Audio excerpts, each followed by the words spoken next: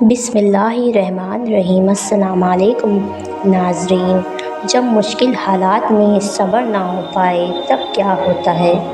کیسے ہیں آپ سب لوگ؟ امید کرتی ہوں کہ سب لوگ خوش اور خیریت سے ہوں گے۔ پیارے اللہ سب کی حفاظت فرمائے، سب کی جائز تمنا پوری کرے اور صبر کو ختم کر کے خوشیاں عطا کرے، آمین۔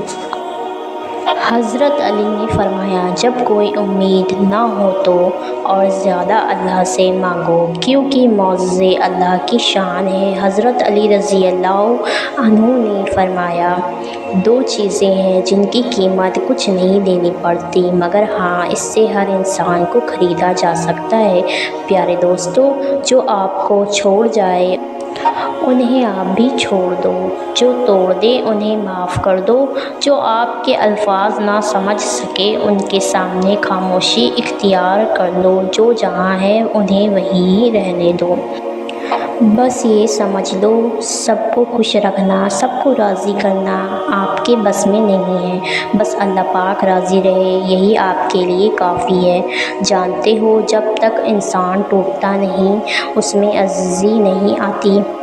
دل میں نور تبھی آتا ہے جب وہ ٹوٹتا ہے، جب انسان ٹھکرایا جاتا ہے تبھی وہ اپنے رب کی طرف متوجہ ہوتا ہے۔ بہت خوش نصیب ہوتے ہیں وہ لوگ جو ٹوٹ کر اپنے رب سے جڑ جاتے ہیں۔ پیارے دوستو، یہ جو دعا کا حق پیارے اللہ نے دیا ہے نا، یہ ایک بہت بڑا ہتھیار ہے۔ اس ہتھیار کی قابلیت پر کبھی شک نہ کریں، یہ ہتھیار تمہاری زندگی کی ہر جنگ میں تمہارا ساتھ دے گا اور تمہیں کبھی ہارنے نہیں دے گا۔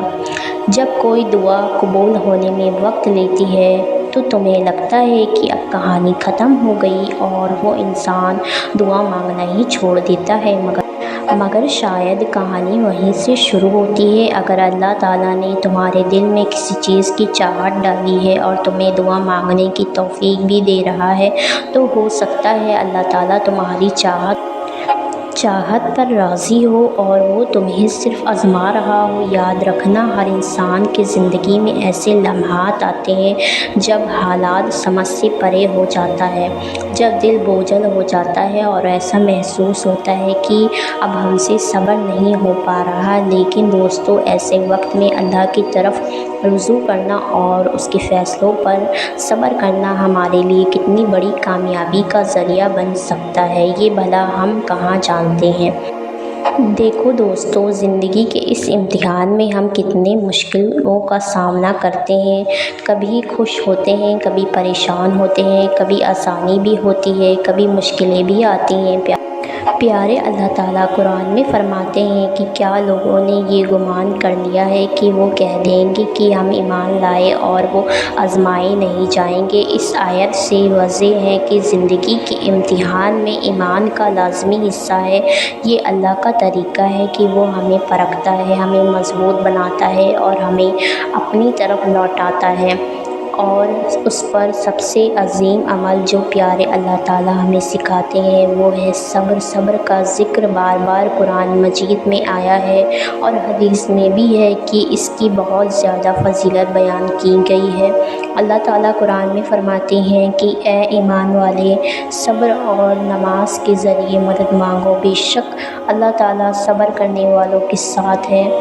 یہ آیت ہمیں یاد دلاتی ہے کہ جب حالات مشکل ہو جائیں تو سب سے پہلا قدم نماز اور دعا ہے اور دوسرا قدم صبر۔ اللہ پاک اپنے بندوں سے بہت محبت کرتا ہے اور جب وہ ہمیں آزماتا ہے تو دراصل ہماری زندگی کامیابی کی بنیاد رکھ رہا ہوتا ہے۔ رسول اللہ صلی اللہ تعالیٰ علیہ وسلم نے فرمایا، سب سے زیادہ آزمائش انبیاء پر آتی ہے اور پھر وہ لوگ جن کا ایمان زیادہ ہوتا ہے۔ یہ حدیث ہمیں ایک اہم بات سکھاتی ہے کہ آزمائشیں صرف مشکلات نہیں بلکہ ایک موقع ہے، ایمان کی ایک امتحان کا ہے۔ لیکن ہم یہ سمجھنے میں کوشش کرتے ہیں کہ آزمائشوں کا اصل مقصد کیا ہے، کیوں اللہ تعالیٰ ہمیں ایسے مشکلات میں ڈالتا ہے جنہیں سہنا ہمارے لیے دشوار ہو جاتا ہے۔ تو یاد رکھو، مشکلات دل کی صفائی کرتی ہے جب ہم دنیا کے مختلف معاملات میں الجھ جاتے ہیں تو اللہ تعالیٰ ہمیں آزماتا ہے تاکہ ہم اپنے دل کو دنیا کی محبتوں سے پاک رکھیں اور اللہ کی محبت کو آزمائیں۔ جس طرح لوہے کو مضبوط کرنے کے لیے آگ میں ڈالا جاتا ہے، اسی طرح اللہ تعالیٰ ہماری ایمان کو آزمائشوں میں ڈال کر ہمیں مزید مضبوط بناتا ہے۔ جانتے ہو نا، ایمان کے بغیر صبر ناممکن ہوتا ہے، اور جب ایمان مضبوط ہوتا ہے تو صبر کا عمل آسان ہو جاتا ہے اور ان کے دلوں کو میرا پیارا اللہ اپنی محبت عطا کرتا ہے۔ پھر وہ دنیا سے بے نیاز ہو جاتا ہے۔